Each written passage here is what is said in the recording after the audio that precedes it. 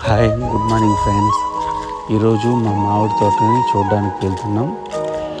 మామిడికాయలు చాలా వరకు రాలిపోయినాయి. ఎందుకంటే 2 వారాలకు ముందు వచ్చిన వానల కారణంగా చాలా వరకు కొమ్మలు అనేది విరిగిపోయాయి.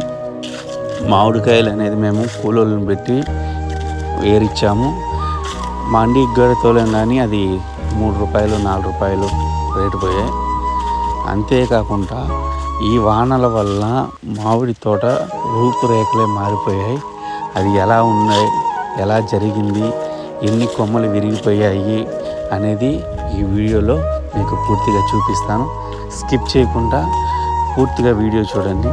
ఎందుకంటే మామిడికాయ రైతులు ఎంత బాధలు పడుతున్నారు, ఎన్ని కష్టాలు పడి మామిడికాయలను పండిస్తారు అనేది మీకు తెలుస్తుంది. తోటలోకి ఎంటర్ అయ్యాను.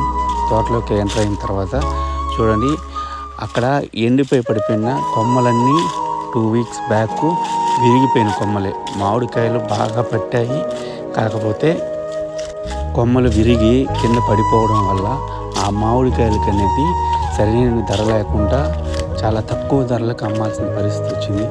చూడండి, తోపు చూస్తుంటే ఆ విరిగిపోయిన కొమ్మలాగా లేదు, ఎవరో నరికి వేసిన కొమ్మల్లాగా ఉన్నాయి. ఇలా మారుతూ ఉంటే మామిడికాయ రైతులు ఎలా బాగుపడతారు? ఈ మామిడికాయల్ని రప్పించడానికి ఉండే బంగారము అంతా అమ్మి అప్పులు చేసి ఆ అప్పులకు వడ్డీ కట్టుకోలేక ఈ వానలో వరదల కారణంగా ఈ మామిడికాయలు విరిగిపోతే వాటిని ఎత్తుకొని పోయి మండీల్లో ₹1, ₹2 అమ్ముకొని ఆ అప్పులు తీరలేక ఈ మామిడి తోటలో బాగుపడకుండా రైతు చాలా నష్టపోతారు.